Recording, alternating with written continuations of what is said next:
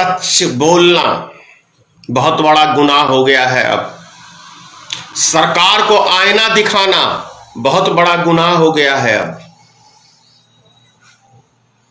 ये सरकार सच सुनना नहीं चाहती है, सच देखना नहीं चाहती है। ये सरकार झूठ फरेब के ऊपर सरकार चलाना चाहती है। माननीय पप्पू यादव पूर्व सांसद, जिन्होंने केंद्र सरकार राज्य सरकार को आईना दिखाने का काम किया, तो आज उनको पटना में अरेस्ट कर लिया गया। पप्पू यादव का गुनाह क्या है? तो सैकड़ों एम्बुलेंस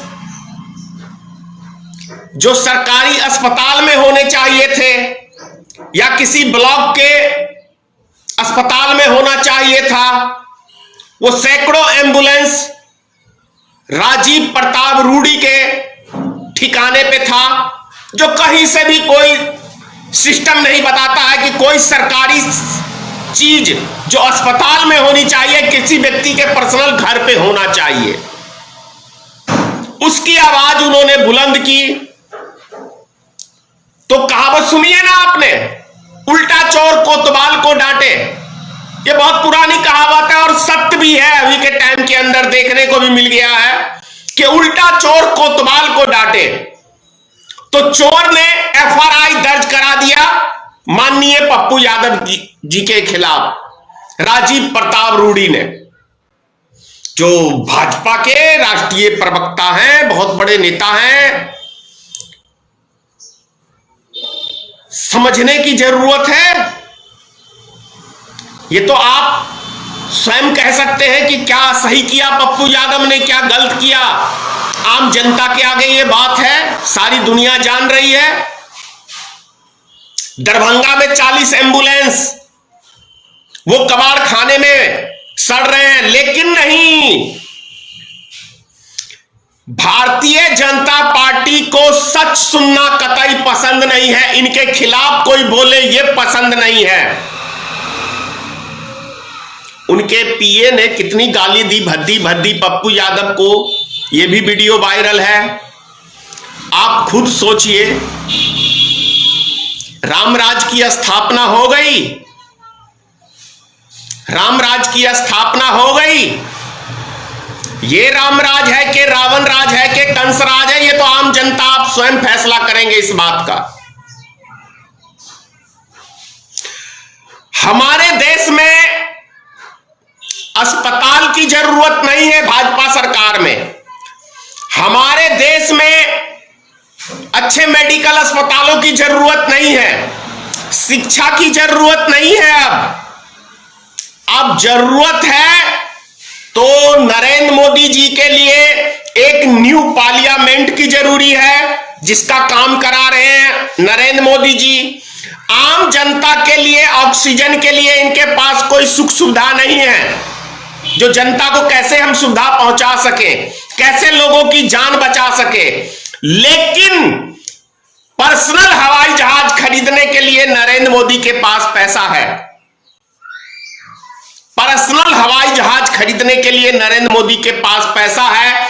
सांसदों को नए नए रहने के लिए, घर बनाने के लिए उनके पास पैसा है। एक सांसद भवन को छोड़ के दूसरा सांसद भवन न्यू बनाने के लिए भारतीय जनता पार्टी के पास पैसा है। और यदि ये कोई आईना दिखाने का काम करे तो समझ लेना वो देशद्रोही बन गया, पाकिस्तानी बन गया, आतंकवादी बन गया, नक्सलवादी बन गया। ये है मोदी शासन काल। सोचिए कितना काम करते हैं सुबह से लेकर रात तक। पूरे देश में अभी कल ही एक वीडियो वायरल हुआ है, गंगा किनारे, गंगा नदी में लाशें जलाई नहीं जा रही हैं, उसको गंगा में फेंक दिया जा रहा है, जिसे कुत्ते नोच के खा रहे हैं, चील कौवे नोच के खा रहे हैं, सड़ रहा है पानी में। ये पवित्र नदी को साफ करने की बात करते थे, गंगा मैया की ठेकेदारी लेके बैठे आए थे सत्ता में ये। लेकिन उसी गंगा मैया को लाशों की ढेर से भरने का काम दूसरा किसी का शासन नहीं है, भारतीय जनता पार्टी का शासन है। वर्तमान में भी बिहार में गठबंधन है नीतीश कुमार जी के साथ, सुशासन बाबू का राज चल रहा है, चारों तरफ सुशासन ही सुशासन नजर आ रहा है। इसीलिए सुबेरे सुबेरे पप्पू यादव जी को अरेस्ट कर लिया। अरे बिहार सरकार के खिलाफ आप दिखाएंगे कुछ, ये आपकी मजाल, हम आपको अरेस्ट कर लेंगे। क्या कमाल का काम किया है माननीय नीतीश कुमार जी आपने। जिस नेता को एक एक नेता जो भी सत्ताधारी पार्टी के हैं उनको शुक्रिया अदा करना चाहिए पप्पू यादव का, तो उस व्यक्ति को अरेस्ट करने का काम बेशर्मी की तरह ये नीतीश कुमार की सरकार कर रही है।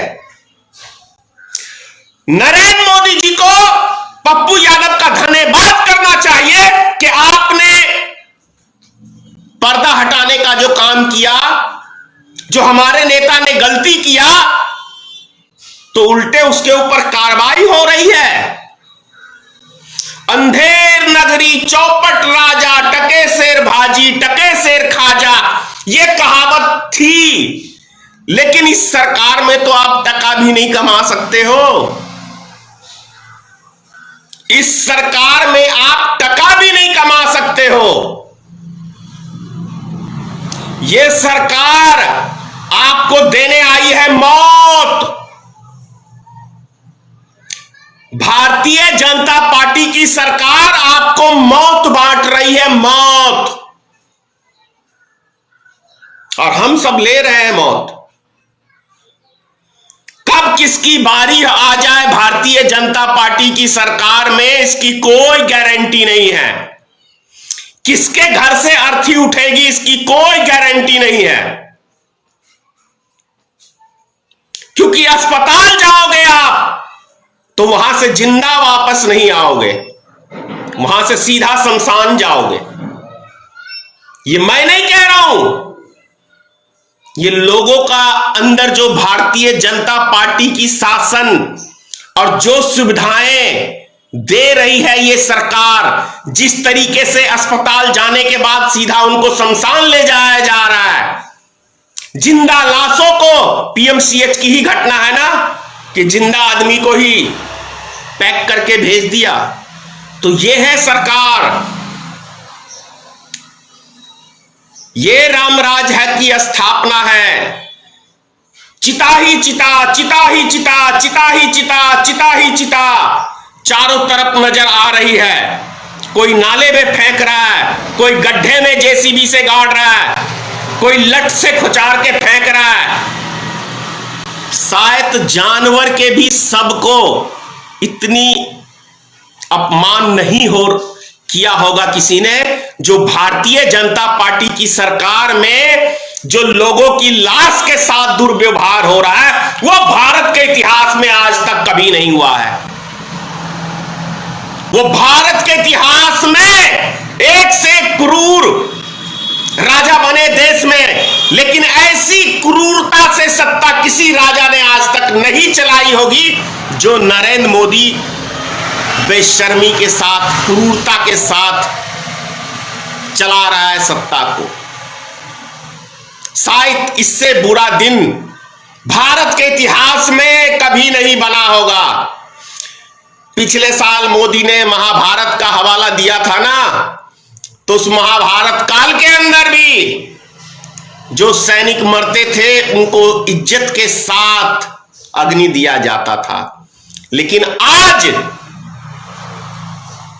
जो मोदी का कुकर्म किया हुआ है, मोदी का जो पाप किया हुआ है, जो मोदी ने किसी एक जाति विशेष मुस्लिम समाज को पिछले साल बदनाम करने का काम किया, उसका कहर बन के आज पूरे भारत की जनता के ऊपर, एक एक हिंदू समाज के लोगों के ऊपर कहर बन के टूट पड़ा है। ये मोदी का ही पाप है जो देश की जनता आज भुगत रही है हमारी।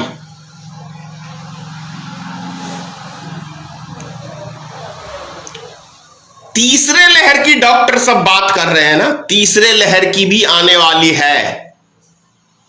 तो आप समझ रहे हैं तीसरे लहर का मतलब हर घर से लाशें उठेंगी, हर घर से लाशें उठेंगी। ये इशारा है सरकार का। तैयार रहिए आप लोग। जिस सरकार को आपने चुना है वो हमें सिर्फ मौत देगी। जिस सरकार को आप लोग ने चुना है, जिस मोदी को अपना भाग विधाता देश की जनता समझ रहे थे, वो भाग विधाता नहीं है। आपका भाग का सर्वनाश करने के लिए ये सत्ता में आया है। आपके जीवन का, आपके बाल बच्चों का, आपका सर्वनाश करने के लिए ये प्रधानमंत्री बना है। यही सच्चाई है। क्योंकि जिस व्यक्ति को इस महामारी के समय में पार्लियामेंट बनाने की सूझ रही है, समझ सकते हैं कि आपका शुभचिंतक वो कितना है। पूरी दुनिया से भिक्षा मांगने के बाद भी एक दवाई तक उपलब्ध नहीं है, मुफ्त में इलाज नहीं है। हम 28% जीएसटी देते हैं, एक एक वस्तु के ऊपर हम टैक्स भरते हैं। देश का 135 करोड़ हिंदुस्तानी एक एक व्यक्ति भारत सरकार को टैक्स देता है, लेकिन ये बदले में ये सरकार हमें एक स्वास्थ्य सेवा नहीं मुफ्त उपलब्ध करा सकती है। कहां जा रहा है हमारा पैसा? कहां जा रहा है हमारा पैसा? यदि हम 70 रुपए सिर्फ एक पेट्रोल के ऊपर सरकार को टैक्स देते हैं तो यह पैसा कहां जा रहा है? इस 7 साल के शासनकाल में मोदी के हर चीज का रेट आसमान छुआ है। ऐसा कौन सा वस्तु है जिसके ऊपर मोदी सरकार कालाबाजारी नहीं कर रही है? अभी ऑक्सीजन को ही रख लीजिए, इसकी क्या कालाबाजारी हो रही है। तो ये कहते हुए क्या गलत लगेगा कि मोदी सरकार कालाबाजारियों का एक माफिया है? मोदी सरकार कालाबाजारियों का एक माफिया है। ऐसा कौन सा चीज है, प्याज से लेके आलू टमाटर, ऐसा कौन सा वस्तु है जो मोदी सरकार के शासनकाल में कालाबाजारियों की चांदी नहीं हुई है? और किसी एक व्यक्ति को मोदी सरकार ने जो पकड़ा हो, कहीं छापेमारी की हो, किया कहीं बैंक घोटाला हो, पीएनबी घोटाला हो, यस बैंक घोटाला हो, ऐसा कौन सा चीज है जिसका घोटाला नहीं हुआ हो? चाहे वो राफेल डील हो। अरे भैया, जिस देश के अंदर खुद सरकार ही चोर हो जाए तो उस देश का बेड़ा गर्क होना कोई चिंता की बात नहीं है। जड़ ही हमारी, जिसको हमने अपना भाग विधाता समझा था, वो हमारा भाग विधाता नहीं है, हमारे भाग का सर्वनाश करने वाला श्री नरेंद्र मोदी है। नरेंद्र मोदी है। अभी तो 3 साल है मोदी जी के बचे हुए। सोचो क्या होने वाला है आने वाले समय में आप सबका। क्या देगी ये सरकार हमें? मौत दे रही है। जिस सरकार को 1 साल पहले पूरी व्यवस्था को टाइट करनी चाहिए थी, अस्पतालों की, डॉक्टरों की, वो सरकार सिर्फ चुनाव प्रचार की रणनीति तैयार कर रही थी। सिर्फ चुनाव प्रचार की रणनीति तैयार कर रही थी। आप सोच लीजिए ये सरकार। और उससे भी बड़ा, सबसे बड़ा उदाहरण आप ये देख लीजिए ना कि आज पप्पू यादव को अरेस्ट किया, तो आप लोग समझ सकते हैं कि ये सरकार को सच सुनना पसंद नहीं है। सच सुनना पसंद नहीं है। जो ये फालतू की बकवास करे सरकार, उसकी हां में हां मिलाते जाइए। बस मोदी मोदी मोदी मोदी गाते जाइए तो मोदी जी खुश, मुकम्मो खुश हुआ। मिस्टर इंडिया में अमरीश पुरी का यही डायलॉग था ना, मोगेम्बो खुश हुआ। तो मोदी मोदी गाते जाइए, मोदी जी खुश हुआ।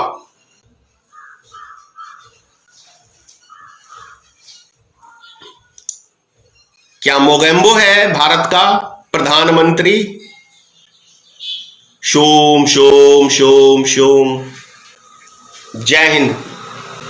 सोचिए समझिए कि किसे हमने चुना है, जो जनता की आवाज उठाएगा। पप्पू यादव जैसा नेता। आपने पिछले साल बाढ़ के समय में भी देखा, ये एक नेता बिहार का इकलौता जनता की सेवा किया, लेकिन जनता ने क्या ठेंगा दिखाया। यह है महान जनता देश की। जो इनकी हक की लड़ाई लड़ेगा उनको ये ठेंगा दिखाएंगे, और जो नरेंद्र मोदी की तरह बतौलेबाजी से वोट मांगेगा उनके ऊपर ये निछावर हो जाएंगे। जय हिंद। नेशनल दस्तक की आपसे गुजारिश है कि अगर इसको बचाना चाहते हैं तो नेशनल दस्तक को सब्सक्राइब करने के लिए रेड कलर के सब्सक्राइब बटन को दबाएं, फिर बेल आइकन की घंटी दबाएं। नेशनल दस्तक को बचाने के लिए बहुत जरूरी है कि हर खबर को शेयर करें, लाइक करें, कमेंट जरूर करें।